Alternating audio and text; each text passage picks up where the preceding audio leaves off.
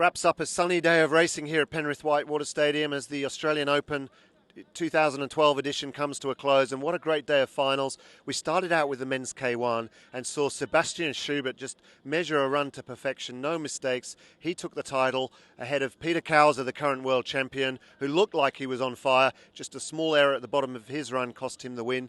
And then the youngster Vivien Colobert of France sneaking into third. So great men's final. Yeah, I was a bit surprised that I was so fast in the final, but I had a really clean run, really fluent, a lot of speed out of the upstreams, and I think that was the point why I make the time. In the women's C1, we saw Jess Fox do the double. She won a medal yesterday in the K1 and today a win in the C1 from Katarina Makova in second from Slovakia and Ros Lawrence getting third in that event. In a few weeks, another important race for you. How are these next few weeks are going to look like?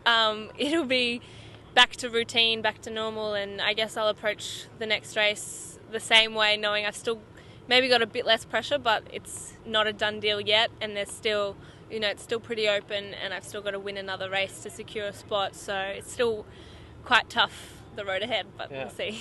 And then, of course, we finished up with a fantastic C2 final with 5 boats, all within 2 seconds. And it was the French pair of Klaus Pesch that took it out ahead of Bozic and Taljar of Slovenia, with the British crew of Richard Hounslow and David Florence coming into third. What about your training regime while you're out here in Australia? How long are you staying here in Penrith? We spent here for 1 month. We live in 2 days, come back in France to train again.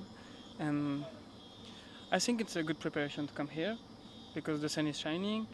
Today. Not really this year, but it's really a good place and a good place to be. It's sick here.